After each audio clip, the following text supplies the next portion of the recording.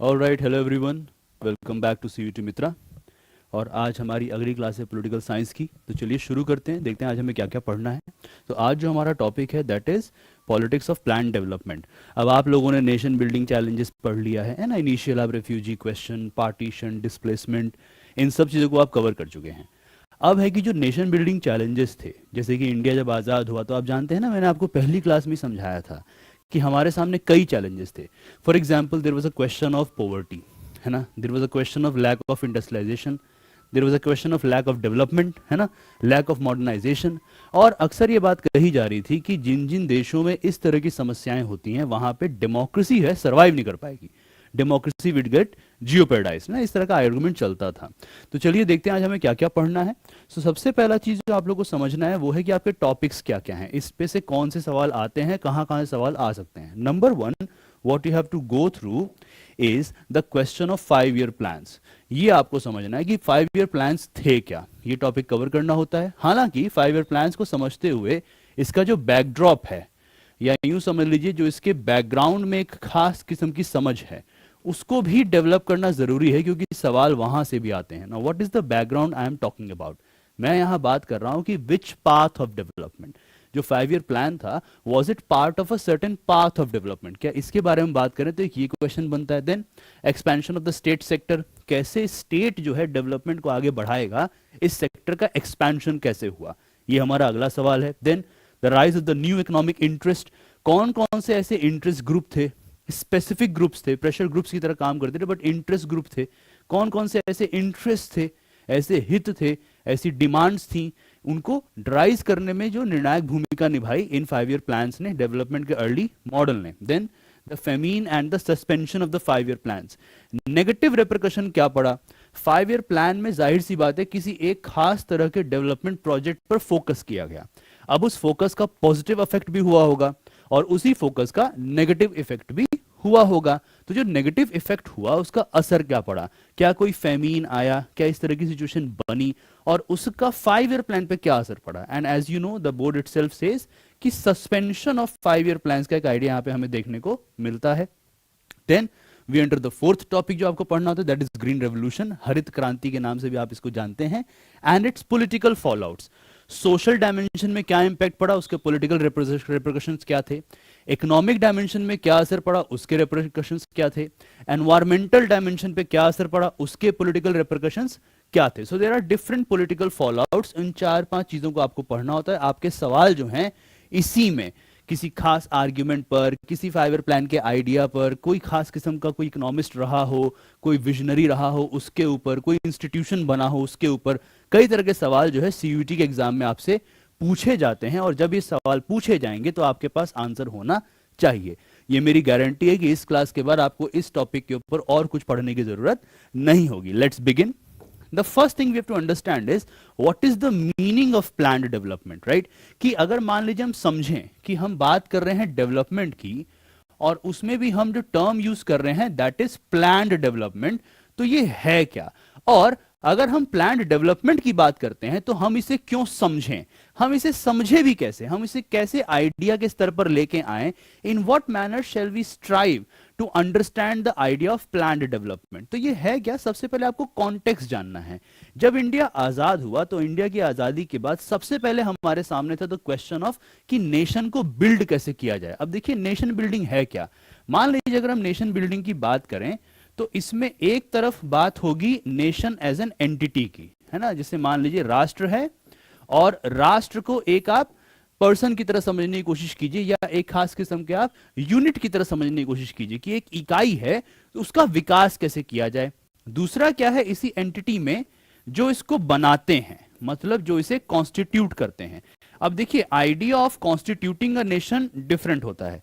जैसे मान लीजिए अगर आप बहुत सिंपल समझना चाहें तो जो राष्ट्र के लोग हैं वो इसे बनाते हैं, तो उन यूनिट्स का राष्ट्र से क्या संबंध होगा, मतलब लोगों का नेशन से क्या संबंध है, लोगों का नेशन में क्या भूमिका है, लोगों का ओहदा क्या है ना, जन का क्या स्थान है इस नेशन के आइडिया में। तो ये उसके कॉन्स्टिट्यूएंट पार्ट हो गया ना, एक नेशन बिल्डिंग का ये भी आइडिया रहता है। देन नेशन बिल्डिंग हमेशा कुछ खास किस्म के कॉन्टेक्स्ट में होता है। हम क्यों कह रहे हैं नेशन बिल्डिंग, है ना, क्या इंडिया पहले नेशन नहीं था, क्या इंडिया पहले कंट्री के रूप में नहीं था? तो इसका पॉलिटिकल आंसर होगा कि कंट्री के रूप में तो हम 1947 आजाद हुए तब आए हैं, उससे पहले हम कॉलोनी की तरह थे, लेकिन थे ना, एग्जिस्टेंस में तो थे ही। तो नेशन बिल्डिंग का कॉन्टेक्स्ट क्या हुआ? कॉन्टेक्स्ट हो गया इंडिपेंडेंस का समय। इंडिपेंडेंस का प्री कॉन्टेक्स्ट क्या है? वो है कोलोनाइजेशन, यानी हम गुलाम थे। अंग्रेज करते क्या थे? कितना भी आज उनके यहाँ बड़ी सुंदरता आपको नजर आती हो, खूब सुंदर सुंदर बिल्डिंग्स हैं, है ना, चमक रहा है सब कुछ, साफ हवा है, साफ पानी है, मत भूलिए लुटेरे थे। सिंपल से सेंस में थे ये लुटेरे ही, यहां से लूट के गए, इसलिए उनके वहां बहुत कुछ चमकता है। अक्सर एक बात कही जाती है कि लंदन में जो इमारतें हैं ना, जो शीशे वाली इमारतें हैं चमक रही हैं, उसके पीछे पूरा का पूरा ये कोलोनियलिज्म का इतिहास है, वहां पे ब्लड है, तभी वो वहां चमक रहा है। तो उस कॉन्टेक्स्ट में अब कोलोनियलिज्म ने क्या किया? इंडिया को बहुत गरीब छोड़ा। एक तो उसने हमें तोड़ दिया, पार्टीशन करा दिया। दूसरा, हमें बेहद गरीब छोड़ा।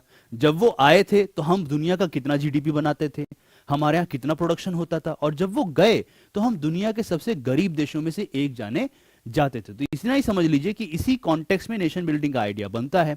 और ये सारा काम कैसे करना था?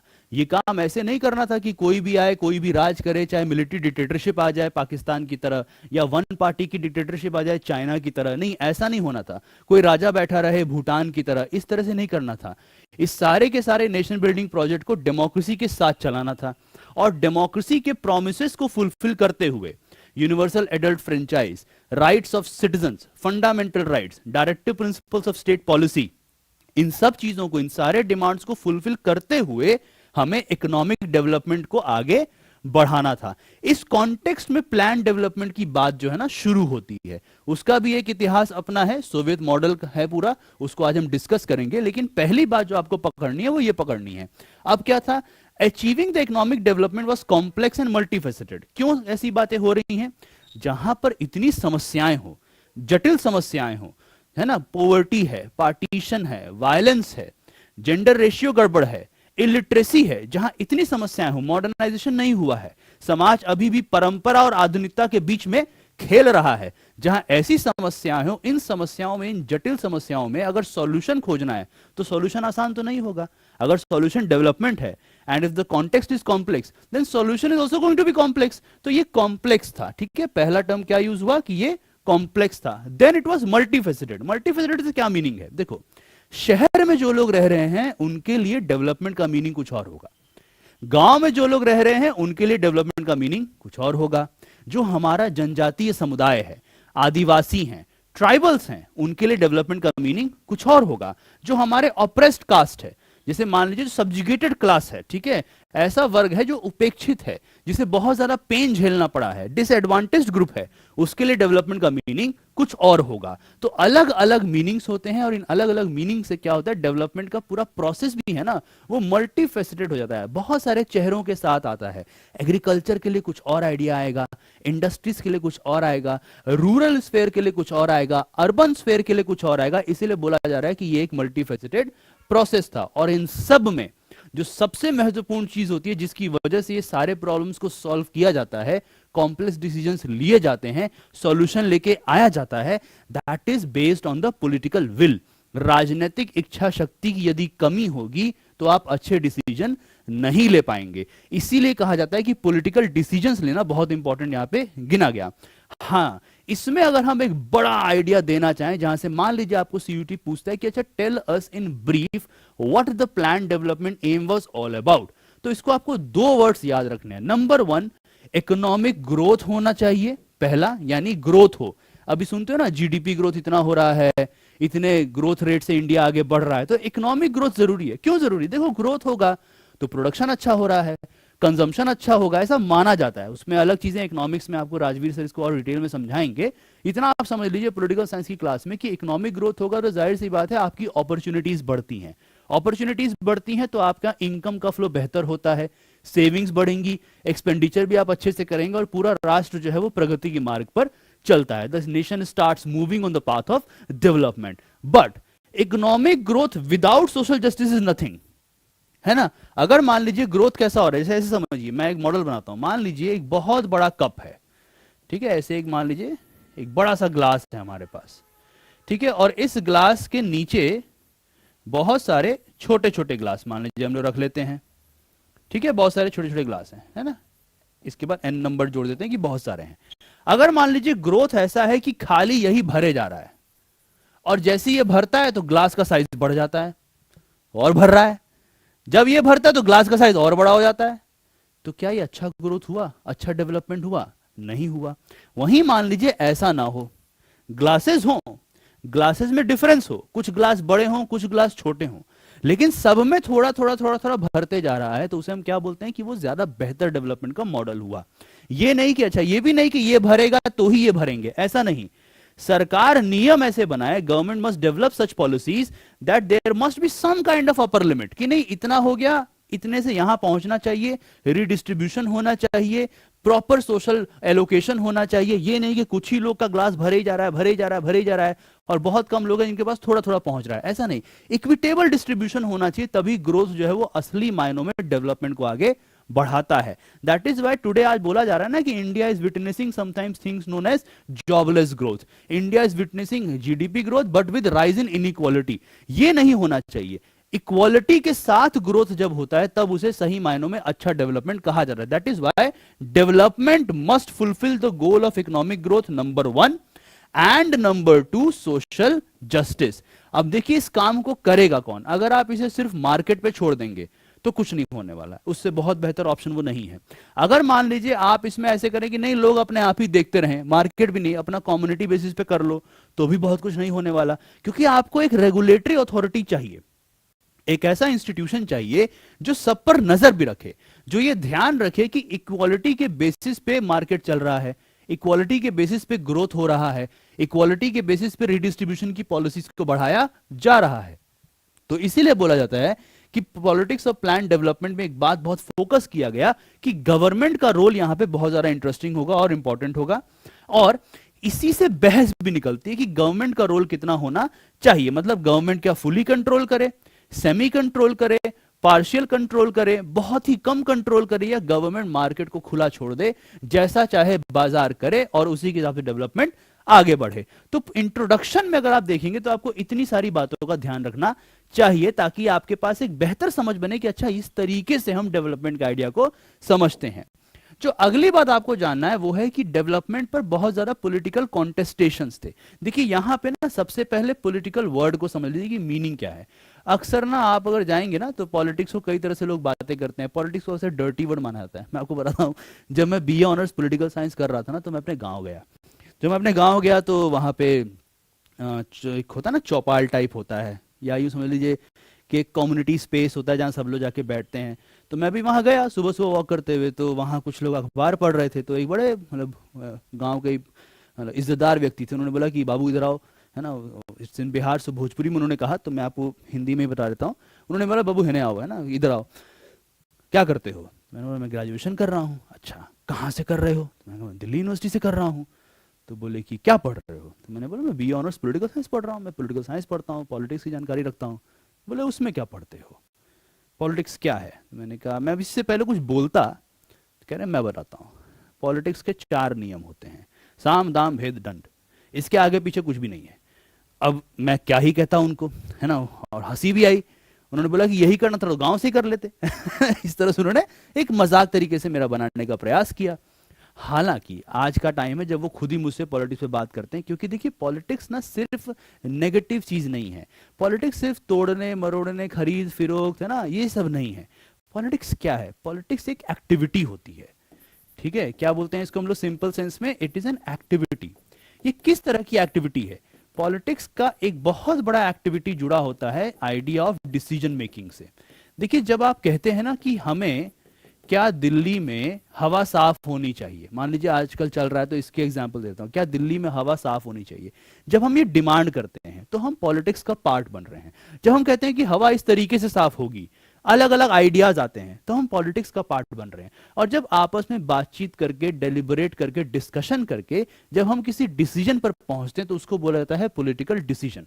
और अक्सर आदमी अलग तरीके से सोचता है, आपकी राय कुछ और होगी, मेरी राय कुछ और होगी, your thinking will be different, we are different individuals, so definitely there is going to be diversity of thinking, and when there is diversity of thinking always remember different opinions lead to conflict, different opinions lead to disagreement. और politics एक non violent तरीका होता है disagreement से आगे बढ़ के एक डिसीजन लेने का। तो अगर डेवलपमेंट की बात होगी, डेवलपमेंट पर डिसीजन लेना है, तो जाहिर सी बात है डेवलपमेंट पर भी अलग अलग तरीके के व्यूज आए होंगे, और अलग अलग तरीके व्यूज आए होंगे तो जाहिर सी बात है डिसएग्रीमेंट हुआ होगा, डिबेट हुआ होगा, और जहां डिसएग्रीमेंट होगा, जहां कॉन्फ्लिक्ट होगा, वहां जाहिर सी बात है एडवर्स पोजीशंस भी आएंगी, थोड़ा एडवर्सेरियल नेचर भी पॉलिटिक्स का नजर आएगा, है ना, थोड़ा सा डिसएग्रीइंग नेचर नजर आएगा, डिसएग्रीमेंट होगा। That is why development process is going to be full of contestations, बहसबाजियों का पार्ट होता है, तब डेवलपमेंट की पॉलिसी को देखा जाता है। और डेवलपमेंट की पॉलिसी को चुनते हुए हमेशा कहा जाता है कि केवल आज के बारे में मत सोचिए, डेवलपमेंट सिर्फ आज के लिए नहीं होता है, डेवलपमेंट इनहेरेंटली मतलब हो रहा है कि फ्यूचर का भी सोचिए, प्रेजेंट के नीड्स को भी फुलफिल कीजिए और फ्यूचर की नीड्स को भी फुलफिल कीजिए।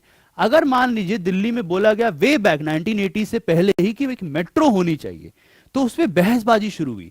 अगर दिल्ली में मान लीजिए 1990s के बाद से मेट्रो का स्टार्ट हुआ, तो वो आज के बारे में थोड़ी सोच रहे थे, दूर का सोच रहे थे। जरा सोचिए कि 1990s 98 99 आते आते मेट्रो धीरे धीरे फुल फंक्शनल रूप में आने लगती है, फिर 2000 के बाद से कई सारे मेट्रो कॉरिडोर्स बनते हैं। आज ये हालत है कि दिल्ली में आपको कहीं जाना हो तो लोग खुद बोलते हैं कि अरे यहां से वहां मेट्रो कर लेना, बहुत आसान रहेगा। मेट्रो से लोग इतना दूर दूर का ट्रैवल करते हैं, 50 60 70 किलोमीटर जो है मेट्रो से ही लोग ट्रैवल कर ले रहे हैं, और रोज अपने घर से जाते हैं, वापस घर आ जाते हैं। तो ये क्या हुआ? ये था development of transport and communication, development of new ways of moving from one place to another. और इसके बारे में व्यू पॉइंट बहुत पहले ही देने लगे, कॉन्टेस्टेशन हुआ, तब ये डिसीजन लिया गया। तो ये सिर्फ प्रेजेंट का नहीं था, हम केवल 1990s की बात नहीं कर रहे थे।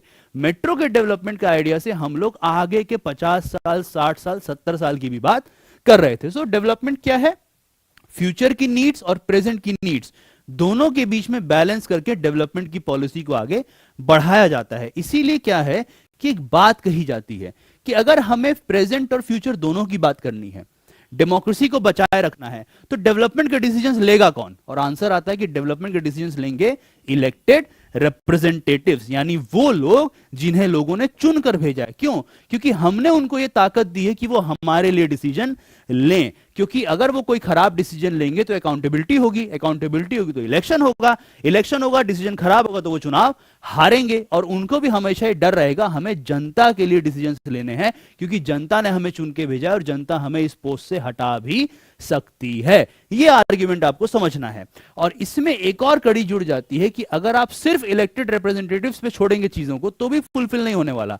Development is a complex thing, economics involve है, पॉलिटिक्स इन्वॉल्व है, ठीक है, उसमें बिजनेस के इंटरेस्ट इन्वॉल्व हैं, सोशल जस्टिस इन्वॉल्व है। तो ये सिर्फ उन लोगों का काम नहीं जो एक दूरदर्शी तरीके से राजनेता हैं, इसमें एक्सपर्ट्स के ओपिनियन को भी काउंट करना बहुत ज्यादा जरूरी होता है, ठीक है। और जब एक्सपर्ट एडवाइस ली जाती है तो जाहिर सी बात है टेक्निकलिटीज आती हैं, लेकिन वो एक्सपर्ट एडवाइस कैसे सामाजिक हित में काम करे, वहां पे आता है पॉलिटिक्स। क्योंकि लीडर्स ये डिसीजन लेते हैं कि नहीं, ये रिडिस्ट्रीब्यूशन हम करके इस तरीके के पाथ पे चलेंगे, ये डेमोक्रेसी के लिए अच्छा है। तो इस तरीके से क्या हुआ कि बहुत तरह के इश्यूज आए, स्टेट कंट्रोल की बात हुई, प्राइवेटाइजेशन की बात हुई, और आगे चल के डेवलपमेंट की पूरी गाथा इंडिया में लिखी गई, जो आज के टाइम पे हम जी रहे हैं। अगली बात, अब आप देखिए, आपको दो पोस्टर नजर आ रहे होंगे, ये क्या है? वही एक्सपर्ट्स और पॉलिटिक्स, इन दो का एक एंगल में देना चाह रहा था। यहां देखिए ये लिखा हुआ है फ्री ट्रेड एट लास्ट, है ना, thank God almighty we have free trade at last. ये WTO है, ये नाफ्ता है, ठीक है। और नीचे आप देखिएगा ये ना अमेरिका का पोस्टर है, तो ये है कॉर्पोरेट अमेरिका, थोड़ा मोटा ताजा इंसान है ये, है ना, इसके मुझे लग रहा है बहुत कुछ खाया हुआ है। और नीचे देखिए क्या है, यहां पर है US वर्कर्स, यहां लिखा हुआ है कि मैसिव ले ऑफ्स हैं, नौकरी से निकाला जा रहा है, वैनिशिंग वर्कर राइट्स, वर्कर के राइट्स ही नहीं बचे हुए हैं। और यहां देखिए वर्कर्स अब्रॉड, यानी वो लोग जो गुलाम की तरह हैं, जो केवल सैलरी पे जिंदा हैं, उनके पास कोई भी अच्छा खासा जीने का नहीं, और वर्कर राइट्स यहां भी नहीं है। तो ये एक पोस्टर है जो लेफ्ट की तरफ से, अभी आपको बताऊंगा मैं क्या होता है, जो लोग कैपिटलिस्ट मॉडल, मार्केट मॉडल को क्रिटिसाइज करते हैं, उनकी तरफ से ये पोस्टर बना हुआ है। इधर क्या पोस्टर है? ये एक दूसरे तरह का डेवलपमेंट का पोस्टर है। यहां देखिए कुछ लोग, ये इनके पास हथौड़ा है, हथौड़ा इस्तेमाल कर रहे हैं, रेड कलर है, जाहिर सी बात है लेफ्ट पॉलिटिक्स की बात हो रही है। Growing a planned economy, the logic of Soviet development, यानी एक तरफ है अमेरिका, ठीक है, पहला मॉडल क्या है? अमेरिका का मॉडल है, और दूसरा मॉडल है सोवियत मॉडल। इसे हम लोग शॉर्ट फॉर्म में यूएसएसआर भी कहते हैं और नहीं तो इसे सोवियत रशिया का मॉडल भी कहा जाता है। यहां पे प्लान्ड की बात हो रही है। मतलब क्या हुआ, अगर प्लान डेवलपमेंट पे सवाल आ रहा है तो वो अमेरिकन मॉडल हुआ कि सोवियत मॉडल हुआ? आंसर क्या है? ऑफ कोर्स आप समझ गए, आंसर है सोवियत मॉडल। तो चलिए ये जो पोस्टर मैंने दिखाया इसी से जुड़ी हुई कुछ और बातें जानते हैं। आइडिया ऑफ डेवलपमेंट पे आते हैं। देखिए, जब आप डेवलपमेंट की पॉलिसी को समझते हैं तो मैंने सबसे पहले कहा कि ये कॉन्टेस्टेड टर्म है, इसमें बहसबाजी होती है। क्यों है? क्योंकि डिफरिंग व्यूज थे। जैसे इंडस्ट्रियलिस्ट चाहेंगे बहुत इंडस्ट्रीज लगे, इंडस्ट्रीज को फायदा पहुंचे, सरकार उन पे टैक्स कम लगाए, लैंड जो है सस्ते दाम पे दे, ये इंडस्ट्रीज का फायदा हुआ। इंडस्ट्रीज का डेवलपमेंट का मीनिंग ये है। अर्बन लोग बोलेंगे कि ज्यादा मैन्युफैक्चरिंग हो, ज्यादा नौकरियां आए, ज्यादा प्राइवेट जॉब्स हो, प्राइवेट सेक्टर बढ़े ताकि मिडिल क्लास को नौकरी मिल सके, शहरीकरण हो। ये हो गया अर्बन हित। आदिवासी लोग क्या कहेंगे? नहीं, जमीन लेना है, जमीन के नीचे से रिसोर्सेज हैं, आपको उसका खनन करना है, आप कोयला निकालना चाहते हैं जमीन से, आप मिनरल्स को निकालना चाहते हैं। लेकिन हम इतने सालों से इस जमीन को बचाते हुए आए हैं, हम इतने सालों से जमीन पर पूजा कर रहे हैं, हमने ध्यान दिया है कि प्रकृति के साथ बैलेंस बना रहे, that there must be some balance between nature and development. और अगर हमने ऐसा किया है तो हमारे राइट्स का क्या? आप हमें भी प्रॉपर राइट्स दें, हमारा डिस्प्लेसमेंट ना हो, हमारा सूटेबल रिहैबिलिटेशन हो। डेवलपमेंट का मीनिंग ही हुआ इकोलॉजी के साथ बैलेंस करके डेवलपमेंट को आगे बढ़ाना, यानी कि पर्यावरण भी बचे, हम भी बचें और डेवलपमेंट भी हो। तो देखिए कितने अलग अलग तरीके के व्यूज जो है वो आ जाते हैं। हालांकि आजादी के टाइम पे जब डेवलपमेंट टर्म आया तो वो प्रेसिडेंट थे अमेरिका के, प्रेसिडेंट ट्रूमैन। उन्होंने पहली बार एक स्पीच दिया था और स्पीच में कहा कि दुनिया के कुछ देश विकसित हैं, कुछ देश विकासशील हैं और कुछ देश अविकसित हैं। यानी there are some countries in the world which are developed, some are developing and some are undeveloped and sometimes they use the term under developed. ठीक है, तो ये क्या था, इस मॉडल में आया कि जो वेस्टर्न कंट्रीज हैं वो डेवलप्ड हैं, उन्हीं को क्या बना दिया गया? बेंचमार्क बना दिया गया कि अगर इंडिया को डेवलप होना है तो अमेरिका देखो, इंडिया को डेवलप होना है तो इंग्लैंड देखो। यहां तक कि इंडिया को डेवलपमेंट का पाथ चुनना है तो अमेरिका और इंग्लैंड का मॉडल भी अच्छा मॉडल हो सकता है। हालांकि इस पे क्रिटिसिज्म हुआ, बहसबाजी भी, और डिफरेंट पाथ को चुना गया। दूसरी बात क्या की गई कि डेवलपमेंट का मीनिंग दो है। एक है मॉडर्नाइजेशन, मतलब नए तरह के विचारों का आगे बढ़ना, मॉडर्न टेक्निक्स का आना, हर चीज को इकोनॉमिक साइंस के बेसिस पे उसको तोलना। सेकेंड क्या कर दिया गया? इंडस्ट्रियलाइजेशन, यानी साइंटिफिक टेम्पर और उद्योग के माध्यम से देश आगे बढ़ेगा, देश में विकास की गाथा को लिखा जाएगा। तो ये मॉडल आया और फिर कंट्रीज को बांट दिया गया। जाहिर सी बात है, मटेरियल प्रोग्रेस और साइंटिफिक रेशनैलिटी का इस्तेमाल करके डेवलपमेंट की गाथा को लिखना शुरू कर दिया गया। हालांकि इसमें एक विचार बता देता हूं, डेवलपमेंट पता है कैसा है? अगर आप उसको थोड़ा सा थॉटफुली समझना चाहेंगे तो आपने वो पिक्चर देखी होगी ना लाइट हाउस की, कि आप समुद्र में है, मान लीजिए दूर ना एक वो लाइट हाउस दिखता है जो रोशनी फैला रहा होता है। और अक्सर आप पाएंगे अगर आप समुद्र में हैं तो आपको लगता है कि लाइट हाउस बस 2 किलोमीटर दूर है, लेकिन जैसे ही आप 2 किलोमीटर समुद्र में ट्रैवल करते हैं आपको दिखता है लाइट हाउस फिर 2 किलोमीटर दूर है, फिर वहां जाएंगे फिर 2 किलोमीटर दूर है। तो ये जो एक इस्तेमाल किया मैंने एग्जाम्पल, इसी से डेवलपमेंट को भी अनडेवलप्ड और डेवलपिंग कंट्रीज के लिए समझा जाता है कि ऐसा मॉडल आपने चुन लिया है कि जब उसके पास पहुंचते हैं वो फिर थोड़ा दूर चला जाता है, फिर पहुंचेंगे फिर थोड़ा दूर चला जाएगा। क्यों? क्योंकि डेवलपमेंट की हिस्ट्री को हम लोग ध्यान नहीं दे रहे हैं।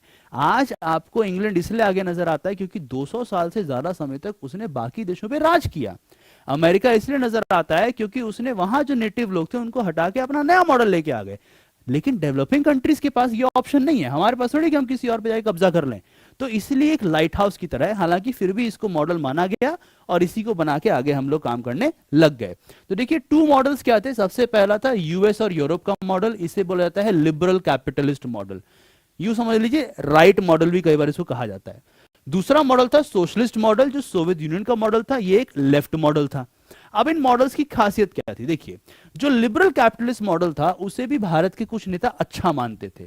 जैसे सी राजगोपालाचारी का मानना था कि इस मॉडल में कमियां हैं पर यह मॉडल फिर भी बेहतर है। हालांकि जो सोशलिस्ट पार्टी थी या कांग्रेस में भी ऐसे लोग जो समाजवादी रुझान रखते थे, people who believed in socialism, like for example first prime minister of India Jawaharlal Nehru, उनका मानना था कि नहीं, ज्यादा बेहतर मॉडल क्या है? सोवियत मॉडल है। सोवियत मॉडल को क्यों उन्होंने माना? उनका बोला उन्होंने कि देखिए, अगर हम देखें तो प्रेफरेंस कहां से आना चाहिए, हमें क्या करना है, कॉलोनियल पॉलिसी की तरफ नहीं जाना है। सोशलिस्ट मॉडल को फॉलो करते हुए एक प्रयास करना है कि कैसे हमारे यहां पे एक्सचेंज, है ना, विनय, या यूं समझ लीजिए ट्रेड आगे बढ़े। और ये गवर्नमेंट की रिस्पॉन्सिबिलिटी होगी, सोशलिस्ट मॉडल को फॉलो करते हुए ये गवर्नमेंट की रिस्पॉन्सिबिलिटी होगी कि उस एक्सचेंज से जो ग्रोथ आएगा उससे पॉवर्टी के सवाल को कैसे हल किया जाए, मतलब पॉवर्टी और इकोनॉमिक डिस्ट्रीब्यूशन कैसे होगा, ये रिस्पॉन्सिबिलिटी सरकार की होगी, सरकार डिसीजन लेगी। अब ये कैसे करेगी सरकार, इसी का आंसर था प्लानिंग। सरकार किस तरीके से करेगी, इसी का आंसर था प्लानिंग। सरकार का रोल क्या होगा, तो बहुत ज्यादा इंटरवेंशनिस्ट होगा, क्योंकि सरकार बिना घुसे हुए, बिना एंट्री लिए हुए इस काम को कर नहीं सकती। और फिर हुआ कि देखिए फोकस क्या है, डिबेट किस पे गया, डिबेट ये किया गया कि क्या हम लोग सोवियत मॉडल की तरह फुल इंडस्ट्रियलाइजेशन पर ज्यादा ध्यान दें, या भारत चूंकि एक ग्रामीण देश है, एग्रीकल्चरली डोमिनेटेड देश है, तो हम एग्रीकल्चर पर ज्यादा ध्यान दें। इस तरह की बहस और कश्मकश में यह पूरा मॉडल फंसा रहा। और फिर फाइनली कंसेंसस हुआ कि ठीक है, इस पे डिसीजन लिया जाएगा, दोनों पर थोड़ा सा हम फोकस करेंगे, बट हाँ गवर्नमेंट ही इसके ऊपर फोकस करेगी। तो हमने क्या किया, यूरोप और अमेरिका से कॉमर्स का अप्रोच ले लिया, लेकिन पूरा का पूरा ढांचा हमने कहां से उठा लिया, सोवियत मॉडल से। तो अगर मान लीजिए आपसे पूछा जाए कि किस तरीके का मॉडल था, तो मिक्स्ड मॉडल था, मिक्स्ड इकोनॉमी हमने चुना। लेकिन अगर पूछा जाए पाथ कौन सा चुना गया, कौन सा आइडिया चुना गया, तो हम कहेंगे सोवियत मॉडल को ज्यादा प्राथमिकता दी गई।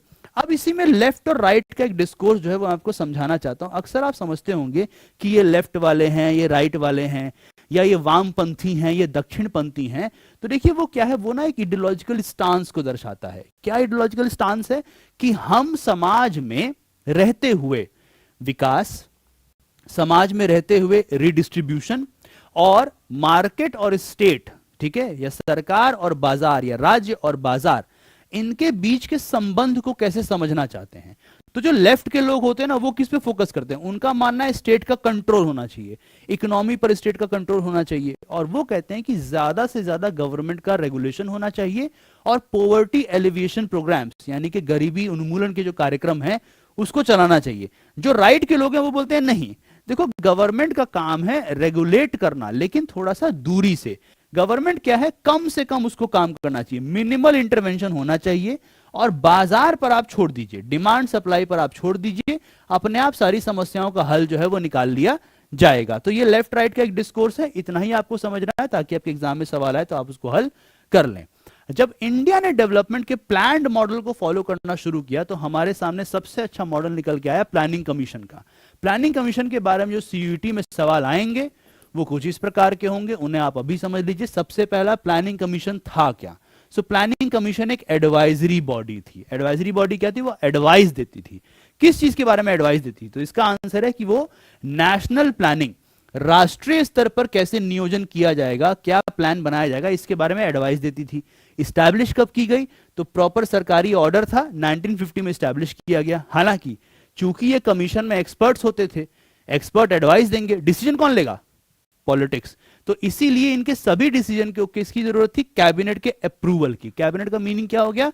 सीधे शब्दों में हम यहां पर बात कर रहे हैं गवर्नमेंट की, यानी जो सरकार है, यानी भारत की सरकार, गवर्नमेंट ऑफ इंडिया जो है, वो डिसीजन लेगी कि हाँ ये बेहतर है, कि अच्छा डिसीजन है, बढ़िया एडवाइस है, या गड़वाब एडवाइस है।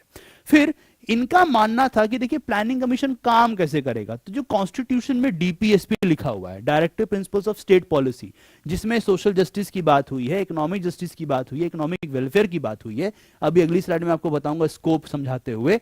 तो उसमें जो जो बातें लिखी गई हैं उसी को आधार बनाकर प्लानिंग कमीशन एडवाइस दिया करेगा। मुख्य आइडिया क्या था? मुख्य आइडिया यह था कि इकोनॉमिक सिस्टम ऐसे चलना चाहिए, बाजार ऐसे रन होना चाहिए कि वहां पे वेल्थ का कंसंट्रेशन ना हो, कुछ लोगों के पास बहुत ज्यादा ना चला जाए और बहुत सारे लोगों के पास कुछ भी ना जाए, ये नहीं होना चाहिए। इक्विटेबल डिस्ट्रीब्यूशन होना चाहिए कि अगर ठीक है एक गिलास पानी है तो उसको, अगर 10 लोग प्यासे हैं तो कोशिश करो कि एक आदमी के पास पूरा पानी ना बचे। अगर मान लीजिए 20 लोग रहते हैं कहीं पे किसी घर में और आपने 20 रोटियां बनाई हैं, या मान लीजिए 40 रोटियां बनाई हैं, ठीक है, 20 लोगों के लिए आपने मान लीजिए 40 रोटियां बनाई हैं, तो ये नहीं होना चाहिए कि एक आदमी 6 रोटी खा रहा है और बाकी लोग कम कम खा रहे हैं। ऐसा प्रयास कीजिए कि जो बच्चे हैं उनकी भूख एक खास किस्म की होती है, जो माताएं हैं वो बहुत काम करती हैं, लेडीज लोग घर में, तो उनकी भूख अलग होगी। जो पुरुष हैं जो बाहर जा रहे हैं उनकी भूख अलग होगी। तो थोड़ा सा अलग अलग पैरामीटर्स को ध्यान रखते हुए उन 40 रोटियों को ऐसे बांटा जाए कि किसी एक के पास बहुत ज्यादा ना हो और बहुत सारे लोगों के पास कुछ भी ना बचे। तो ये आइडिया था। फिर इसी में एक और था कि इकोनॉमिक सिस्टम कहीं भी ऐसे रन नहीं करना चाहिए कि वो कॉमन गुड के खिलाफ रन करे, ये भी नहीं होना चाहिए। हालांकि समय के साथ क्या हुआ, प्लानिंग कमीशन को बदला गया और उसकी जगह एक नया इंस्टीट्यूशन आया जिसे हम बोलते हैं नीति आयोग। नीति आयोग की फुल फॉर्म क्या है? National institution for transforming India. Bharat का एकदम परिवर्तन करने के लिए राष्ट्रीय संस्थान। 2015 में इसे बना दिया गया, ये प्लानिंग कमीशन की जगह आ गया। और अब क्या करता है, एक स्टेट गाइडेड स्ट्रेटजी जो पहले चलती थी उसी को फॉलो करते हुए एक मार्केट ड्रिवन इकोनॉमी में नीति आयोग अपने सजेशंस देता है। तो ये देखिए, ये नेहरू जी हैं, ये प्लानिंग कमीशन की एक बैठक हो रही है, ठीक है, उनके साथ बातचीत की जा रही है, उसका एक तस्वीर है, मुझे लगा आपको ये देखना चाहिए। अगर मान लीजिए सवाल आ गया तो आपको पता हो ये प्लानिंग कमीशन से रिलेटेड इमेज है। ये जो अभी हम लोगों ने बात की कि स्कोप क्या था, बहुत सिंपल है, प्लानिंग कमीशन पे लिखा हुआ था फंडामेंटली कि नंबर 1, कॉन्स्टिट्यूशन ने क्या गारंटी दी है, फंडामेंटल राइट्स दिया है। डीपीएसपी है जिसमें किस पे फोकस है, वेलफेयर ऑफ पीपल पर फोकस है। जहां पे जस्टिस की बात की गई है, कौन सी, सोशल, इकोनॉमिक और पॉलिटिकल जस्टिस। तो जाहिर सी बात है प्लानिंग कमीशन को कैसा काम करना है, उसको पॉलिसी जो है वो एडवाइस करनी है। पॉलिसी किसकी तरफ होनी चाहिए, सबसे पहला कि जितने नागरिक हैं, महिला पुरुष जितने हैं, सबके बीच में समानता और सभी के पास रोजगार का एक बेहतर अवसर हो, लाइवलीहुड, यानी उसके पास ग्रोथ का पार्ट बनने का एक मौका हो। दूसरा कि जो हमारे मटेरियल रिसोर्सेज हैं, खासतौर पे देखिए लैंड है ना, लैंड सबसे बड़ा मटेरियल रिसोर्स होता है। आपके टाइम पे आप इसमें कैपिटल भी जोड़ सकते हो। जो लैंड है या अन्य रिसोर्स है, एनी अदर भी मैं यहां लिख देता हूं कि आगे आप जब क्लास देखें रिकॉर्डेड तो आपको दिक्कत ना हो, कि उसका डिस्ट्रीब्यूशन ऐसा हो जिससे कॉमन गुड को सबसे ज्यादा फायदा पहुंचे, सार्वजनिक हित को, यानी सभी का हित, राष्ट्र का हित। और तीसरी बात यह ध्यान रखनी है कि इकोनॉमिक सिस्टम ऐसे काम ना करे जहां पे कॉन्सेंट्रेशन ऑफ वेल्थ हो या प्रोडक्टिव रिसोर्सेज हो। डी कॉन्सेंट्रेशन होना चाहिए, इक्वालिटी होनी चाहिए, समता मूलक समाज जो है बनाना है। फिर अगली बात की गई कि आखिर ऐसा हुआ क्यों, कौन सा ऐसा मॉडल था, क्यों प्लानिंग को लेकर इतना सपोर्ट आ गया। तो देखिए, प्लानिंग कमीशन 1950, 1947 इंडिया इंडिपेंडेंट। उससे पहले क्या हो रहा है दुनिया में, दुनिया में चल रहा है द्वितीय विश्व युद्ध। और द्वितीय विश्व युद्ध जो है उसने बहुत बुरा हाल पहुंचा। ये देखिए, ये डिवास्टेशन देखिए, ये जर्मनी का, बर्लिन का वाइमार है ना, आप देखेंगे तो पूरा गेट है, ब्रांडनबर्ग गेट है ये, ठीक है। इसी तरह ये देखिए यहाँ पे भी कितने सोल्जर्स मरे पड़े हैं। तो होता क्या है कि वॉर जो है ना बहुत कुछ लेके आया। वॉर से पहले भी एक समस्या थी, वॉर से पहले एक टाइम था जब ग्रेट डिप्रेशन का टाइम कहलाता है, जहां पे इकोनॉमिक क्राइसिस आ रखा था। तो उससे निकलने के लिए एक नया मॉडल आया था। और इसी में एक इंडिया में कुछ लोग बात कर रहे थे, जैसे यहां पे आपका एक और सवाल सीयूईटी का आ रखा है, वो क्या था, बॉम्बे प्लान। अब इसके बारे में आपको एक्सप्लेन कर दूंगा कि ये था क्या फंडामेंटली। अभी आप इतना जान लीजिए कि बॉम्बे प्लान में कुछ इंडियन इंडस्ट्रियलिस्ट थे, भारत के उद्योगपति। जैसे बड़ा जो बहुत महत्वपूर्ण नाम है वो है जेआरडी टाटा। अभी रतन टाटा नहीं रहे, तो उन्हीं के खानदान में सबसे पहले इंसान। तो जेआरडी टाटा का मानना था कि सरकार को क्या करना चाहिए, हैवी रूप से इन्वेस्ट करना चाहिए, स्टेट को आगे आना चाहिए, स्टेट को सपोर्ट करना चाहिए कि इंडिया में इंडस्ट्रियलाइजेशन हो सके, उद्योगीकरण हो सके। स्टेट को, इंडियन इंडस्ट्रियलिस्ट को इंटरनेशनल कंपटीशन से बचाना चाहिए। इस मॉडल के साथ ये लोग आए थे और बोले कि जब ये प्लान के थ्रू होगा ना तो लॉजिकली हम लोग आगे बढ़ेंगे। तो इस तरीके से हिस्टोरिकल सपोर्ट प्लानिंग को मिला और लॉन्ग टर्म स्ट्रेटजी में हम लोग आगे बढ़ पाए। तो देखिए इनिशिएटिव्स में कैसे आते हैं, तो हम बात करते हैं 5 ईयर प्लान्स की। कई तरह के 5 ईयर प्लान्स आए हैं, पहला 5 year plan, second 5 year plan, third 5 year plan, fourth 5 year plan, है ना। उसके बाद प्लानिंग में डिक्लाइन भी हुआ है।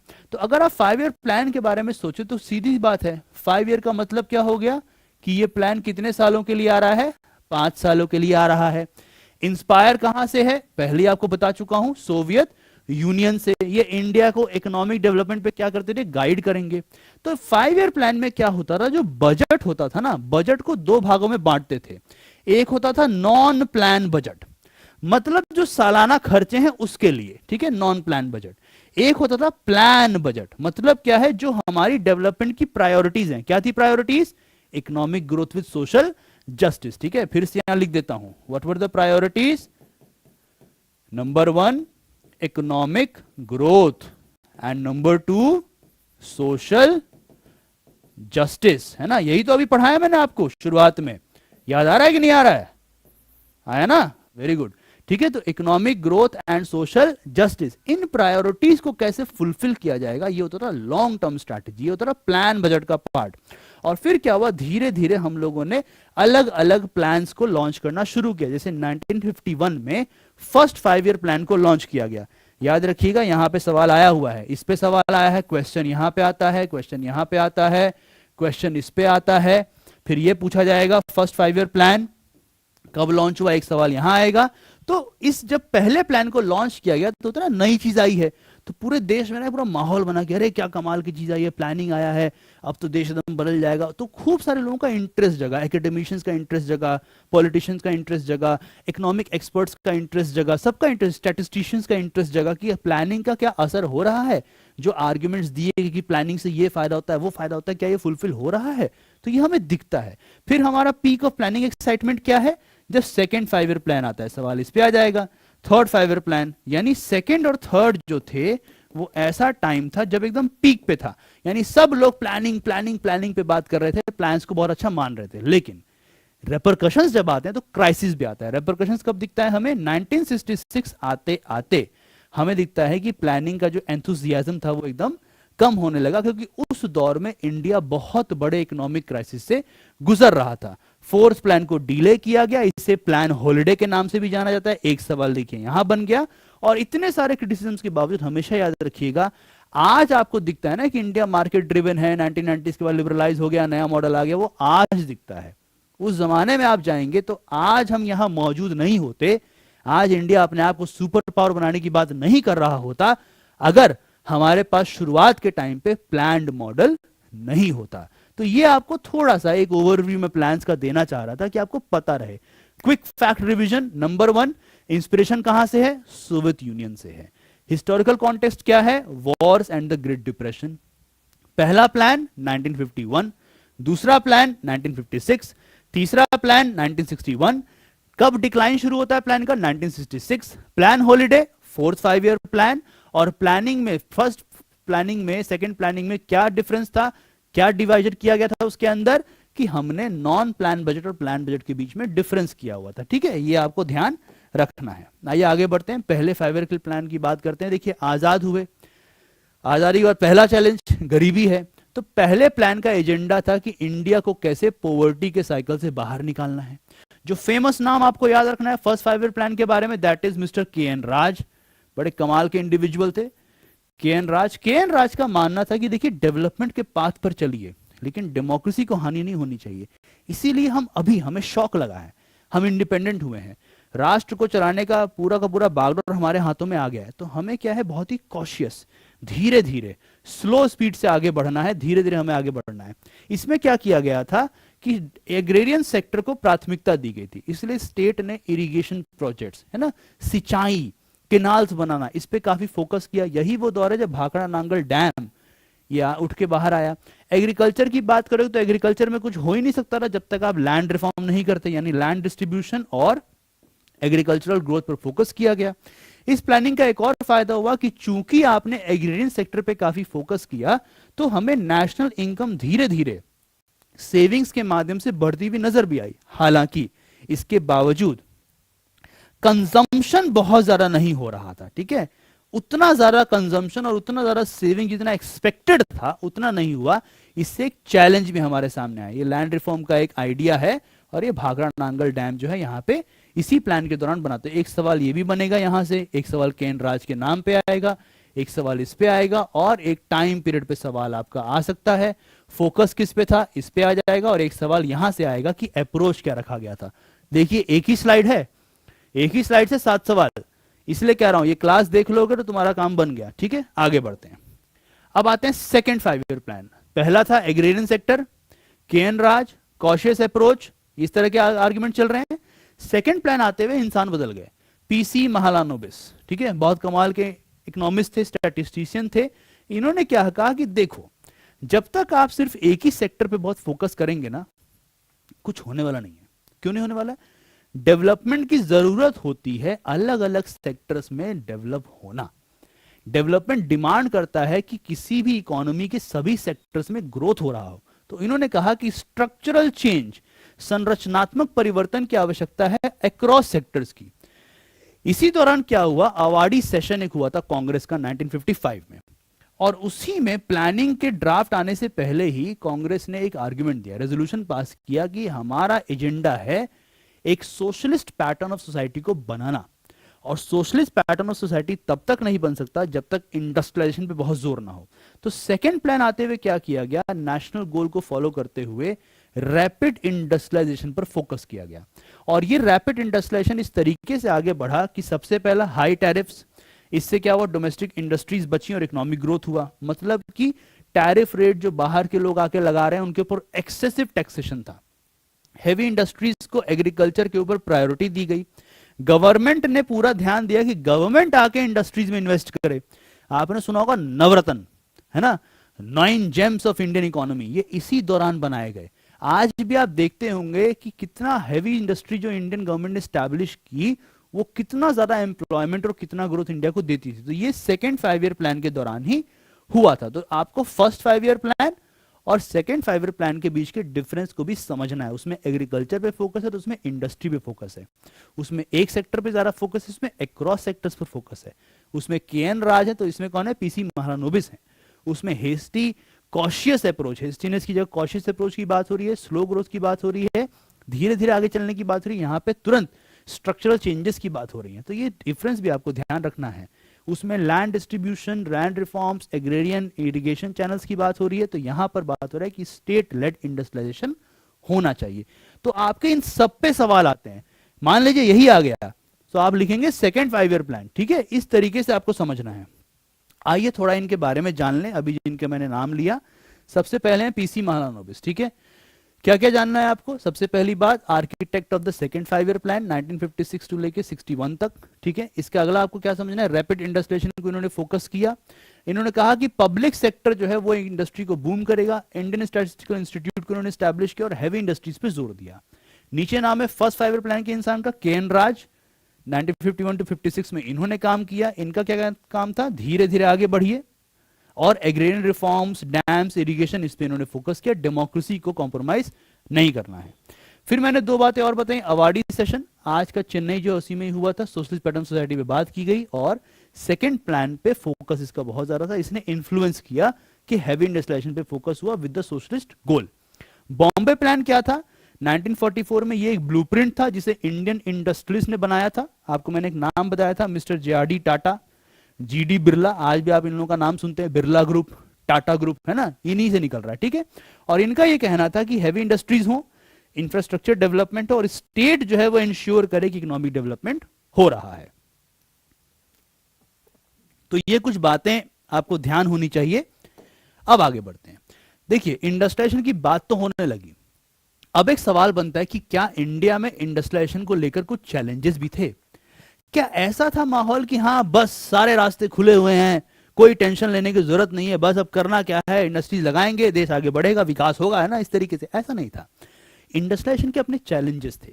क्या चैलेंजेस थे? सबसे पहला, हमारे पास नेसेसरी टेक्नोलॉजीज नहीं थी। अगर आप लोगों ने वो फिल्म देखी है जो एक साइंटिस्ट पे बनी है, जो इसरो में काम करते थे, और क्रायोजेनिक इंजन्स, है ना, आर माधवन की मूवी है, जरूर जाके देखिएगा, ठीक है। आप उसे सर्च कीजिए, आपको मिल जाएगी, रॉकेटरी करके, रॉकेट शायद करके मूवी का नाम है, तो उसे देखिएगा आप। टेक्नोलॉजी के लिए भी हम फ्रांस जा रहे हैं, इंपोर्ट कर रहे हैं, इंपोर्ट सब्स्टिट्यूशन हो रहा है, तो टेक्नोलॉजी हमारे पास नहीं थी, तो दिक्कत थी। फिर जो फॉरेन एक्सचेंज हम रखे थे अपने पास, डॉलर, रुपया, ये वाला फॉरेन एक्सचेंज करेंसी का, उसको हमने इस्तेमाल किया टेक्नोलॉजिकल एडवांसमेंट के लिए। इससे क्या हुआ, इंडस्ट्रियल ग्रोथ तो हुआ, लेकिन फोकस एग्रीकल्चर से हट गया, जिससे क्या दिक्कत आई, फूड शॉर्टेज का एक पूरा का पूरा इशू आने लगा। फिर बात बनी कि इंडस्ट्रीज, तो आपको इंडस्ट्रीज किस में, अर्बन स्फीयर में इस्तेमाल होता है, उसमें ज्यादा हेल्प करेगा, तो अर्बन बायस का क्रिटिसिज्म आया। यह भी कहा गया कि आपने एग्रेरियन इकोनॉमी में एग्रीकल्चर को साइडलाइन कर दिया है, प्रायोरिटी में रखा ही नहीं है, और आपका लॉन्ग टर्म फोकस क्या हो गया, इंडस्ट्रियलाइजेशन हो गया। तो बहुत सारे चैलेंजेस थे, ऐसा नहीं था कि आसानी से हमारी गाड़ी चल रही थी। थर्ड 5 ईयर की प्लान जब आप करते हैं तो सेकंड 5 ईयर प्लान की तरह भी ये भी रहा। बहुत ज्यादा अंतर नहीं है ना, एक सब्सटेंस का अंतर इसमें नहीं है, फॉर्म का भले ही हो। टाइम पीरियड आगे बढ़ गया, फोकस किस पे रहा, हैवी इंडस्ट्रीज पे। अर्बन बायस को क्रिटिसिज्म यहां भी किया गया। फिर से यही कहा गया कि नहीं, रूरल एरिया एग्रीकल्चर पे कम फोकस हो रहा है, ये चैलेंज दिया गया। और ये वो दौर है, जब मैंने आपको बताया ना स्टार्टिंग में ओवरव्यू देते हुए, यही वो दौर है जब इंडियन इकोनॉमी क्राइसिस से गुजर रहा है। और जब हम उस क्राइसिस को समझने की कोशिश करते तो हमें नजर आता है, अरे बाप रे बाप, ये तो बहुत बड़ा चैलेंज था। जैसे 1965-66 में सूखा पड़ा और एग्रीकल्चर वनरेबिलिटीज आगे आ गई, ठीक है। तो रिसोर्स जो डाइवर्जन हुआ उसने क्या किया, प्लानिंग को थोड़ा सा डिस्टर्ब किया, कि ह्यूमैनिटेरियन एड देना पड़ा, ह्यूमन कंसर्न्स ऊपर आ गए, फूड शॉर्टेज हुआ तो इसका क्राइसिस बन गया, भाई पहले लोग खाएं तब तो जिए, तब तो ग्रोथ होगा। तो ये चैलेंजेस आए। ये नेहरू जी हैं उस दौरान बातचीत कर रहे हैं प्लानिंग कमीशन के लोगों से, ब्यूरोक्रेट से, तो एक तस्वीर ये भी थी, हमें लगा आपको ये पता होनी चाहिए। अंत में क्या होता है कि आपको समझना है कि इस फेमीन का, ये जो सूखा पड़ा, बहुत बड़ा जो अकाल आया, उसका असर क्या हुआ, ठीक है। ड्रॉट था, सूखा था। देखिए सबसे पहला, मिड 1960s आते आते प्लान हॉलिडे हो गया, मतलब थोड़ा सा गैप आ गया, है ना। 4th 5 ईयर प्लान से पहले हमें क्या दिखता है, प्लान हॉलिडे। क्राइसिस था, क्या क्राइसिस था, number 1 food shortage, number 2 foreign exchange crisis, और नंबर 3 इन्फ्लेशन, महंगाई बढ़ रही है। इसीलिए बोला गया कि देखो अतीत मत भूलो। जो बंगाल में एक फेमीन आया था, जिसके बारे में कथित तौर पे फेमस है कि विंस्टन चर्चिल को जब पता लगा कि बंगाल में बहुत बड़ा अकाल आ रखा है, लोग मर रहे हैं, या इंडिया में जब जब ऐसे फेमीन की घटनाएं हुई लोग मर रहे हैं, तो विंस्टन चर्चिल ने बोला था, कथित तौर पे एलिजेडली उन्होंने बोला था कि अगर इंडियंस वाकई मर रहे हैं तो गांधी अभी तक क्यों जिंदा हैं। इस तरह के थे अंग्रेज, है ना, बुरा मत मानना, पर थे ऐसे ही। तो वो एक बैकग्राउंड में था कि हमें आजाद भारत में ये सब नहीं होने देना है। तो फूड शॉर्टेज ने क्या किया, सबसे पहले एलोकेशन ऑफ रिसोर्सेज किया। गवर्नमेंट ने अपने 5 ईयर प्लान की स्ट्रैटेजी को इस क्राइसिस के टाइम पे ट्रांसफॉर्म करना शुरू किया। डेवलपमेंट से लेके क्राइसिस मैनेजमेंट की तरफ शिफ्ट हो गया कि भाई डेवलपमेंट होता रहेगा, पहले इस क्राइसिस से निपटो। और इससे क्या हुआ, थोड़ा सा प्लानिंग में इनकंसिस्टेंसी या डिसरप्शन आ गया। जिस लॉन्ग टर्म पाथ पे आप चल रहे थे, थोड़ा सा उससे हमें डिविएशन नजर आने लगा। इसका सबसे बड़ा असर क्या पड़ता है, इसको डिटेल में समझ लीजिए। देखिए पहला क्या है, इंडिया में अकाल का, सूखा का, फेमीन्स का, एक ड्रॉट का पूरा एक हिस्ट्री रहा है। इससे क्या होता है, गवर्नमेंट को सबसे पहले नजर आता है कि देखिए डेवलपमेंट है लेकिन फूड नीड्स को पहले फुलफिल किया जाए, लोगों का पेट पहले भरे। फिर क्या होता है कि जो ड्रॉट आता है उससे वल्नरेबिलिटीज भी नजर आई कि एग्रीकल्चर तो उस तरह से ग्रो ही नहीं कर रहा जैसा हम लोगों ने सोचा हुआ था। एंड फाइनली मॉडिफिकेशन और सस्पेंशन ऑफ प्लान्स हो जाता है। तो इसको अलग से अपना ये स्लाइड जरूर रखना, क्योंकि आपको ये पता होना चाहिए कि क्राइसिस रिस्पॉन्स का असर क्या पड़ा। अब आपको ये बात समझ में आएगी कि जब पॉलिसी रिविजन की बात हुई तो सबसे बड़ा पॉलिसी रिवीजन होता है जिसे हम बोलते हैं ग्रीन रेवोल्यूशन, ठीक है। वही टाइम पीरियड है, एग्रीकल्चर में वल्नरेबिलिटीज आ चुकी हैं, फूड शॉर्टेज हो गया है, फॉरेन एक्सचेंज क्राइसिस है, इन्फ्लेशन बढ़ रहा है, प्रोडक्शन आपको उतना नहीं मिल पा रहा, कंजम्पशन भी डिमांड घटा पड़ा है, कंजम्पशन लोग कर भी नहीं पा रहे हैं, गरीबी अभी भी कायम है। तो ऐसे में हुआ कि नहीं, हमें सबसे पहले अपने फूड इनसिक्योरिटी को खत्म करना है। तो ग्रीन रेवोल्यूशन आया, जिससे high yielding variety seeds, production पर फोकस, इरिगेशन पर फोकस किया गया। पंजाब के क्षेत्र को चुना गया और उसे एक हरित प्रदेश, है ना, क्षेत्र, उत्तर प्रदेश का एरिया बाद में ऐड होता है, उससे पहले हरित क्रांति पंजाब में पहले भी, सबसे पहले उसे ही हरित प्रदेश की तरह भी दीना जाने लगा था। लेकिन होता क्या है इससे कि फूड सिक्योरिटी तो बनी, लेकिन एग्रीकल्चरल डिपेंडेंसी और एनवायरमेंटल इंपैक्ट का भी एक सवाल बन गया। इसके ऊपर थोड़ी देर में फिर से बात होगी। और फिर इकोनॉमिक रिपरकशंस क्या थे कि जो हम लॉन्ग टर्म पॉलिसी लेके चल रहे थे, इन्वेस्टमेंट इंफ्रास्ट्रक्चर डेवलपमेंट को, उससे हम शिफ्ट कर गए, डिसरप्शन आ गया। और ये जो इमरजेंसी रिस्पॉन्स हुआ, इसकी वजह से हमारा इकोनॉमिक्स का आइडिया बिगड़ा।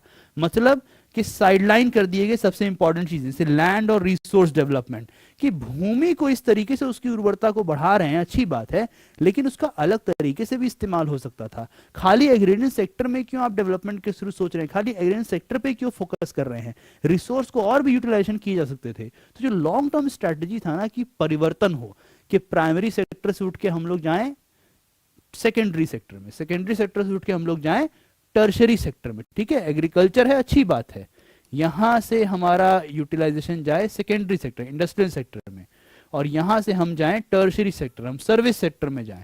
ये जो एक ट्रांजिशन की बात होती है कि बदलेगा, इस लॉन्ग टर्म स्ट्रेटजी में एक खलल हो गया, एक प्रकार का विघ्न उत्पन्न हो गया। आगे बढ़ते हैं, जल्दी जानते हैं ग्रीन रेवोल्यूशन क्या था। देखिए ग्रीन रेवोल्यूशन, ये देख पा रहे हैं आप इस तस्वीर को, ये आपको यहाँ पे इंडियन लोग भी नजर आ रहे होंगे और ये जाहिर सी बात है अंग्रेज लोग भी नजर आ रहे हैं। फोर्ड फाउंडेशन की इसमें एक अच्छी भूमिका थी। जब फूड शॉर्टेज हुआ तो एक क्राइसिस आया कि हम अगर अपने खाद्य सुरक्षा को सुनिश्चित नहीं कर रहे हैं तो हम कैसे डेवलपमेंट के फ्रंटियर्स को आगे बढ़ा सकते हैं। अगर हमारे यहाँ के लोगों का पेट ही भरा नहीं है, अगर हम कल को पता है कि खाने के यहाँ पे वांदे होने वाले हैं ना, जिसे बोलते हैं ना आजकल की भाषा में कि खाने का एकदम यहाँ पे सीन खराब होने वाला है, ठीक है, आप लोग टर्म यूज करते हो कि वॉट लग गई है, ठीक है, उसे खाने की अगर वॉट लग जाएगी तो आप करेंगे क्या।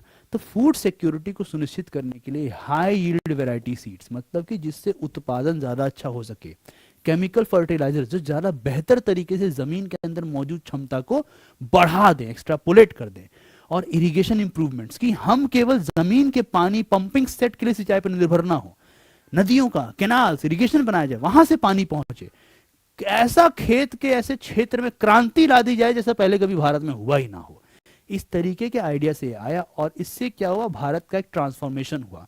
जहां हम पहले एक फूड डेफिशिएंट नेशन थे कि कम था खाद्य पदार्थ, हम बन गए सेल्फ सफिशिएंट नेशन। इसका एग्जांपल देता हूं, व्हीट एंड राइस है ना, भारत में खूब उगता है। 1965 से 72 के बीच में व्हीट प्रोडक्शन डबल हो गया था। सोचिए कितना ज्यादा इसका असर पड़ा होगा। इससे क्या हुआ, रूरल इकोनॉमिक ग्रोथ सुनिश्चित हुआ और हंगर और पॉवर्टी में डिक्लाइन आया। हालांकि एक बहुत बड़ा चैलेंज निकल कर आया कि इससे एक दिक्कत भी हुई। ऐसे एरियाज जहां पे इरिगेशन की सुविधाएं बेहतर हो गई थी, वहां तो हरित क्रांति ने अच्छा काम किया, लेकिन ऐसे एरियाज जो अभी भी बारिश पर निर्भर थे, सीजनल रेनफॉल पर निर्भर थे खेती के लिए, वहां पे हरित क्रांति ने बहुत अच्छा काम नहीं किया। इससे क्या हुआ, एक आर्ग्यूमेंट आया कि भारत के अंदर ही विभेदन किया जा रहा है, भारत के अंदर ही अंतर किया जा रहा है। तो एक ये क्वेश्चन बना। हालांकि इसके अलावा और भी इंपैक्ट पड़ा है, आइए उसको भी समझने की कोशिश करते हैं। जैसे अगर हम पॉलिटिकल और सोशल कॉन्सिक्वेंसेस को देखें ग्रीन रेवोल्यूशन के, तो आपको अलग अलग चीजें नजर आएंगी। मसलन सबसे पहला, आइए इसको समझने की कोशिश करते हैं। पहला क्या नजर आता है, जब आपके खेती में ये नया टेक्निक आया, नया प्रोडक्शन तरीका अपनाया आप लोगों ने, जब हमारे यहाँ पे हाई यील्डिंग वैरायटी सीड्स आई, फूड सरप्लस हम लोग बनने लगे, सेल्फ सफिशिएंट नेशन होने लगे, इरिगेशन कैनाल्स बना दिए गए, डैम्स का इस्तेमाल और अच्छे से होने लगा, केमिकल फर्टिलाइजर का इस्तेमाल हो रहा है, तो वो तमाम क्षेत्र जहां पे किया जा रहा था वहां पे नए प्रकार का एक वर्ग पैदा हुआ जिसे हम बोलते हैं एफ्लुएंट फार्मर क्लास। इसे एक और नाम से जाना जाता है, यहां पे फिर एक सवाल बनेगा जिसे हम बोलते हैं new powerful rural elite, green revolutionaries. ठीक है, यहां पे एक सवाल ये बनता है। तो ये ग्रीन रेवोल्यूशनरीज एक नया क्लास था। क्यों?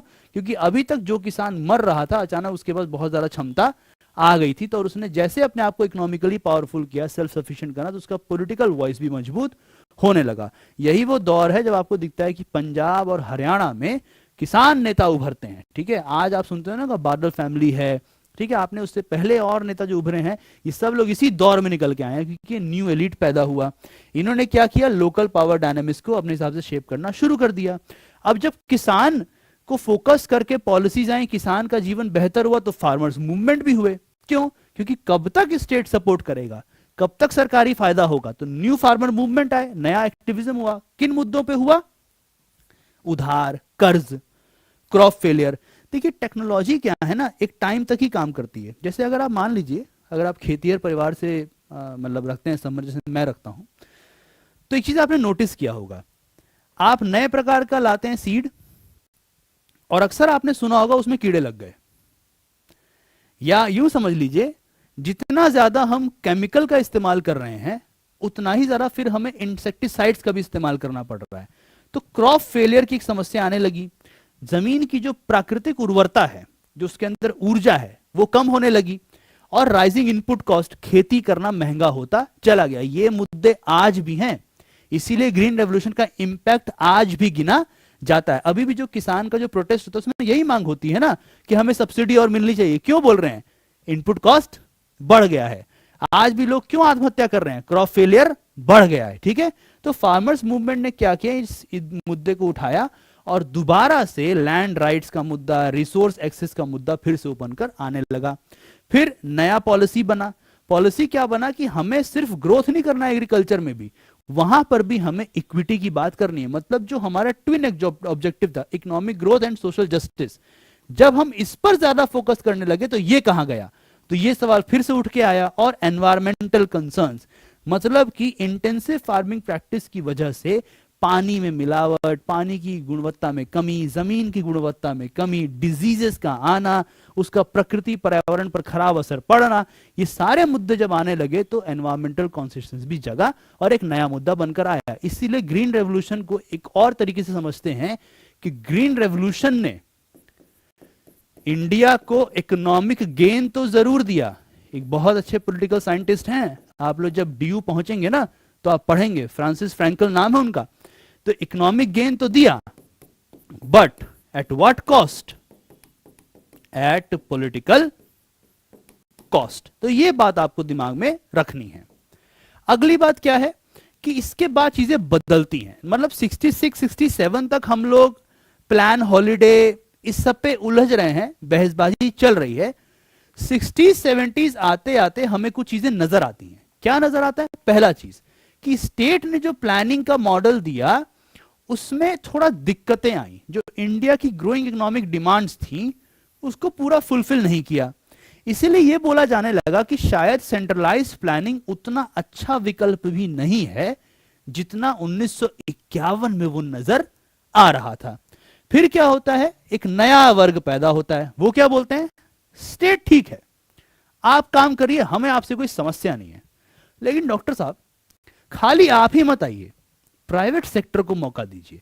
यानी प्राइवेट सेक्टर जो है गवर्नमेंट के साथ आगे बढ़ना चाहिए, इस पे बात होने लगी। और डायरेक्ट कंट्रोल की जगह एक ऐसा एनवायरनमेंट बने जहां पे निजी स्तर पर लोग काम करें। इस मॉडल के ऊपर एक प्रकार से कंसेंसस उभरने लगा। मार्केट ओरिएंटेड रिफॉर्म्स जो है वो आए, और सबसे बड़ा रिफॉर्म जो आया वो 1991 में आया। आप इसे LPG पॉलिसी के नाम से जानते हैं, लिबरलाइजेशन, प्राइवेटाइजेशन, ग्लोबलाइजेशन। ठीक है, जैसे पहले मैं बिहार से हूं तो मैं आपको बताता हूं इस पे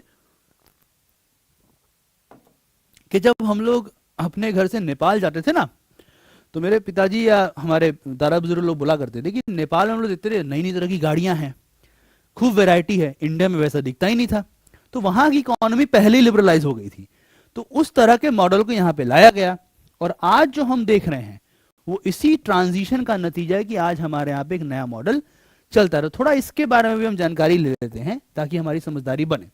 दो चेहरे नजर आ रहे होंगे, डॉक्टर मनमोहन सिंह भारत के प्रधानमंत्री भी रहे, पीवी नरसिम्हा राव ये भी भारत के प्रधानमंत्री रहे। ठीक है, तो देखिए है क्या, 1960s 70s में जब इशू दिखने लगा तो धीरे धीरे 1980s आते आते इन दो लोगों की अगुवाई में एक नया मॉडल डेवलप हुआ। वो मॉडल क्या था? सबसे पहला, prime minister PV Narasimha Rao और मनमोहन सिंह के टाइम पे हमारे पास एक क्राइसिस आया। वो क्राइसिस क्या था? नंबर 1, बैलेंस ऑफ पेमेंट का क्राइसिस। यही सवाल आपका बनता है, इकोनॉमिक्स में आप इसको और पढ़ेंगे। अभी इतना समझ लीजिए कि हमारा एक्सचेंज रिजर्व्स कम होने लगा था, हमारे पास इतना नहीं था कि हम अपने कर्जे को भी उतार सके, तो बैलेंस ऑफ पेमेंट क्राइसिस था। इससे क्या किया गया कि इकोनॉमिक रिफॉर्म्स किए जाएं ताकि हमारे यहाँ पे ज्यादा संसाधन आए, ज्यादा रिसोर्सेज हो, ज्यादा हमारे पास शेयर्स आ पाए, ज्यादा बेहतर तरीके से हम ग्रो कर पाए। तो इसकी अगुवाई हुई। अगुवाई किसकी वजह से हुई? पीवी नरसिम्हा राव थे और उनके साथ एक बहुत कमाल के माइंडफुल इंसान थे, डॉक्टर मनमोहन सिंह। तो इसने क्या किया, आपको क्या ध्यान रखना है, यहीं पे सवाल बनता है। अक्सर क्या होता है, मैंने देखा है सीयूटी की तैयारी करते हुए ना इन वर्ड्स को ऐसे ही पढ़ा दिया जाता है। आपको यह फोकस करना है कि आप इसका मीनिंग समझें। की रिफॉर्म, सब लोग बोलते हैं 1991 में रिफॉर्म हुआ था। मान लीजिए सीयूटी आपसे पूछे कि अच्छा कौन से रिफॉर्म्स हुए थे। सो पहला, लिबरलाइजेशन। इसका मीनिंग क्या है? इकोनॉमी के ऊपर सरकार का कम कंट्रोल होगा, reduced government control on the economy. मतलब सरकार रहेगी, सरकार कानून बनाएगी, सरकार डिसाइड करेगी कैसे देश चलना है, कैसे अर्थव्यवस्था चलेगी, लेकिन डायरेक्ट कंट्रोल सरकार नहीं करेगी। दूसरा है डीरेगुलेशन। इसका मतलब क्या है? बिजनेस के जो रेगुलेशंस हैं उसको थोड़ा सिंप्लीफाई कीजिए। जैसे आप लोगों ने क्या वो सीरियल देखा, ऑफिस ऑफिस, चला मुसद्दी ऑफिस ऑफिस? नहीं देखे हो तो देख लेना, अभी भी यूट्यूब पे होगा, उसकी तो फिल्म भी बनी थी। जैसे वो जाता है किसी भी सरकारी दफ्तर में, है ना, तो वहां जाएगा तो जी मुझे, सबसे पहले उसको मिलते हैं वहां पे जो चपरासी जी हैं, पीएन साहब, हाँ बताओ क्या काम है जी, मुझे ये फाइल देखो, ये फाइल वहां जाएगी तो दो बातें होंगी, यहां जाएगी तो दो बातें होंगी। फिर कहता है नहीं मैं घूस नहीं दूंगा, ठीक है तुम जाके उनसे मिल लो, उनके पास जाता है, सर मेरा काम नहीं हो रहा है, ठीक है आप जाके उनसे मिल लीजिए, सर मेरे पास एक, अरे आप में तो ये कमी है, आप जाके उनसे मिल लीजिए। होता क्या है, एक छोटा सा काम कराना और वो 10 जगह बेचारा दौड़ रहा होता है, ठीक है। तो ये होता है गवर्नमेंट के नियम कायदे कानून की वजह से, कभी कभी इसको लाल फिताशाही, ब्यूरोक्रेटिक टेपिज्म या रेड टेपिज्म, या एक अनफ्रेंडली एनवायरनमेंट जहां पे ईज ऑफ डूइंग बिजनेस ना हो, इस तरह का आर्ग्यूमेंट दिया जाता है कि व्यापार करने में समस्याएं आए। तो डीरेगुलेशन क्या हुआ कि बिजनेस के जो रेगुलेशन है उसको सिंप्लीफाई कीजिए, 10 जगह मत दौड़ाइए, एक सिंगल विंडो क्लियरेंस दीजिए, और इसकी वजह से क्या होगा, प्राइवेट लोग मोटिवेटेड फील करेंगे आके बिजनेस करने में। तीसरा, क्यों आपने अपनी इकोनॉमी को बंद रखा हुआ है, हाई टैरिफ रखा हुआ है, क्यों सरकार ही सब जगह इन्वेस्ट कर रही है, छोड़िए, लाइए बाहर से पैसा, फॉरेन डायरेक्ट इन्वेस्टमेंट लेके आइए, ताकि जो फॉरेन के इन्वेस्टर्स हैं वो भी आके इन्वेस्ट करें, इकोनॉमी में पैसा लगाएं। और प्राइवेटाइजेशन, प्राइवेटाइजेशन का मतलब क्या है कि स्टेट ओन्ड एंटरप्राइज से शिफ्ट कहां होना चाहिए, प्राइवेट ओनरशिप की सेक्टर्स में, रेलवेज में प्राइवेटाइजेशन हो, एजुकेशन में प्राइवेटाइजेशन हो, इंडस्ट्रीज में प्राइवेटाइजेशन हो, प्रोडक्शन में प्राइवेटाइजेशन हो, मैन्युफैक्चरिंग में प्राइवेटाइजेशन हो, यहां तक कि अब तो लोग कह रहे हैं डिफेंस में भी प्राइवेटाइजेशन होना चाहिए। इसका इंपैक्ट क्या हुआ, इसका इंपैक्ट ये रहा कि जो इंडिया ने ग्लोबलाइज्ड इकोनॉमी जो बन रही थी 1990s आते आते, उस दौर में रन करने के लिए, कॉम्पीट करने के लिए इंडिया धीरे धीरे सक्षम होने लग गया। अगली बात कि अब ये जितना आपने समझा 1951 से लेकर 1991 तक, अगर आप ध्यान देंगे तो आपको दिखता है कि अरे कहां से शुरू हुए थे क्लास में और कहां पहुंच गए, कहां प्लानिंग की बात हो रही थी, सोवियत मॉडल की बात हो रही थी, प्लान्ड डेवलपमेंट की बात हो रही थी, सोशल जस्टिस की बात हो रही थी, अब कहां आप सीधा इकोनॉमिक ग्रोथ, प्राइवेटाइजेशन, ठीक है, इंडस्ट्रियलाइजेशन हो लेकिन प्राइवेट बेसिस पे हो, एफडीआई, फॉरेन डायरेक्ट इन्वेस्टमेंट, ये सब बातें होने लगी, लिबरलाइजेशन, डीरेगुलेशन। मतलब शुरू किए थोड़ा सा सोशलिस्ट पैटर्न से, पहुंच रहे हैं कैपिटलिस्ट पैटर्न पर। यानी कहां पहले अमेरिका क्रिटिसाइज्ड है, वैसा ही मॉडल अपना रहे हैं। ये क्या दिखाता है, सीयूईटी की तैयारी के लिए आपको पता होना चाहिए, ये दिखाता है contradictions in the economic policy of the Congress. अब इसमें सिर्फ कांग्रेस नाम के लिए इस्तेमाल किया है, आप चाहें तो और पार्टीज को भी रख सकते हैं, लेकिन कांग्रेस ने चूंकि स्टार्टिंग में वैसा किया था इसलिए कॉन्ट्राडिक्शंस बोलते हैं। हालांकि ध्यान रखिएगा उस टाइम पर भी लोग मौजूद थे जो प्राइवेट सेक्टर मॉडल ग्रोथ को अच्छा मानते थे। तो पढ़ने के लिए कॉन्ट्राडिक्शन आप पढ़ सकते हैं, लेकिन अपने विवेक का भी इस्तेमाल यहां पे आपको करना चाहिए। तो कांग्रेस ने स्टार्टिंग में क्या था, हमारे पास सोशलिस्ट आइडियल्स थे, लिबरल पॉलिसी प्राइवेटाइजेशन को फोकस करता है। तो इकोनॉमिक पॉलिसी क्या हुआ, इस कॉन्ट्राडिक्शन में फंस गई। आज भी हमें दिखता है कि गवर्नमेंट के कॉरिडोर्स में ये आज भी डिबेट रहता है। इसकी वजह से with in the Congress party कई तरह के इंटरनल फैक्शंस डेवलप हुए। कुछ लोग असहमत हुए इस तरह के शिफ्ट से, कुछ लोग सहमत थे, जिससे पॉलिसी पैरालिसिस वाला सिचुएशन हो सकता था, पर थैंकफुली वो हुआ नहीं। और finally legacy of the plan development, इस पे भी बात कर लेते हैं। सबसे पहला, स्टेट लेड प्लानिंग ने इंडस्ट्रियलाइजेशन का ग्राउंड वर्क किया। अगर स्टार्टिंग में भारतीय राज्य और सरकार इन्वेस्टमेंट नहीं करती तो आज हमारे पास इतने सारे नवरत्न नहीं होते। एक ये बात ध्यान रखनी है। दूसरा, एग्रीकल्चरल रिफॉर्म्स ने वाकई rural poverty, agrarian income, rural income, इसको बेहतर करने में मदद दी और पॉवर्टी को कम करने में निर्णायक भूमिका निभाई। तीसरा, अर्बन बायस जरूर रहा, दिखने लगा, अर्बन बायस आज भी दिखता है, लेकिन उसको चैलेंजेस करते हुए धीरे धीरे सोशल जस्टिस की तरफ भी मोड़ा गया है, हालांकि अभी भी क्रिटिसिज्म जारी है। चौथा, हमें यह नजर आता है कि शिफ्ट हुआ है मार्केट ओरिएंटेड पॉलिसीज की तरफ, प्लानिंग से आगे बढ़ के। लेकिन भले ही आज प्लानिंग कमीशन ना हो, पर किसी ना किसी सेंस में नीति आयोग अभी भी एडवाइजेस देता है। भले ही आज उस तरीके से 5 ईयर प्लान ना हो, लेकिन सोशल जस्टिस के पॉलिसीज आज भी नजर आते हैं। तो शिफ्ट हुआ है, लेकिन थोड़ा मिक्सचर भी हमें नजर आता है। आज भी ये हमारी इंडियन इकोनॉमी को शेप कर रहा है। और जो प्लानिंग के स्टार्टिंग का सवाल था कि इकोनॉमिक ग्रोथ और सोशल जस्टिस, इसके बीच बैलेंस होना चाहिए, वो सवाल आज भी जिंदा है। और अभी भी हमारी economic policy, political economic policy बोलना ज्यादा सही रहेगा, वो आज भी इसी बैलेंस में ट्राई करती है कि दोनों गोल्स को कैसे फुलफिल किया जा सके, क्योंकि ये कॉन्स्टिट्यूशनल ऑब्लिगेशन है। ठीक है, तो आज की इस क्लास में मैं आपको ये सारी बातें समझाना चाह रहा था। अगर आपको एकदम एंड में जानना है कि ठीक है क्या क्या था, तो याद रखिएगा इनिशियली हमारे पास इकोनॉमिक डेवलपमेंट के चैलेंजेस थे, हमारे पास डेमोक्रेसी को ग्रोथ से बैलेंस करना ये चैलेंज था।